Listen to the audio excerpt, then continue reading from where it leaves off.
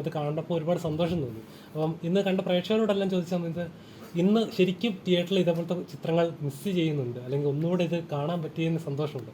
എത്രത്തോളം ഹാപ്പിയാണ് ഈ ഒരു സിനിമ വീണ്ടും സ്ക്രീനിൽ കാണുമ്പോൾ?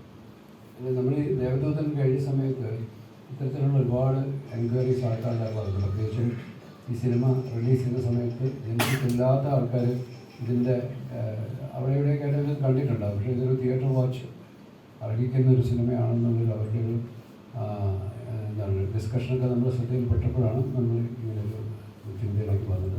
തീർച്ചയായിട്ടും അന്ന് ആ സിനിമ ഉണ്ടായിരുന്നൊരു ക്വാളിറ്റി അതിനേക്കാൾ മികവോടെ ഇന്ന് ഈ 4K അറ്റ്മോസ്ഫിയർ ഒരു സാങ്കേതികമായ എല്ലാ പുതുമ കലർന്ന ചേരുവകളോട് എത്തുമ്പോൾ ഇപ്പം കണ്ടിറങ്ങിയ പലരും നമ്മളെ വിളിക്കുകയും പറയുകയും ചെയ്യുമ്പോൾ അവർ പറയുന്നു ഇത് അന്ന് ഉണ്ടാക്കിയ ഒരു സിനിമയാണെന്ന് തോന്നാത്ത രീതിയിൽ ഒരു ഫ്രഷ്നെസ് ഉണ്ടായിരുന്നു. കോസ്റ്റ്യൂംസ് ആയാലും അതിൻ്റെ വിഷ്വൽസ് ആയാലും എല്ലാം ഒരു ഏറ്റവും ഈ അടുത്ത കാലത്ത് നിർമ്മിച്ച ഒരു സിനിമ പോലെ തോന്നുന്ന ഒരു ക്വാളിറ്റി ഉണ്ട്. ഒരു പഴം ഒരിക്കലും തോന്നുന്നില്ല. അതിൻ്റെ തീമിലായാലും അതിൻ്റെ മ്യൂസിക്കലായാലും എല്ലാം വളരെ അപ്ഡേറ്റഡ് ആയിട്ടുള്ളൊരു ഒരു ഫീലാണ് എന്നുള്ളതാണ്. അപ്പോൾ ഇവരൊക്കെ 5-6 വയസ്സുള്ള സമയത്ത് അഭിനയിച്ച ആൾക്കാരാണ്. ഇവരൊക്കെ ഇപ്പം എബവ് 30s ആയി കഴിഞ്ഞവർക്ക്.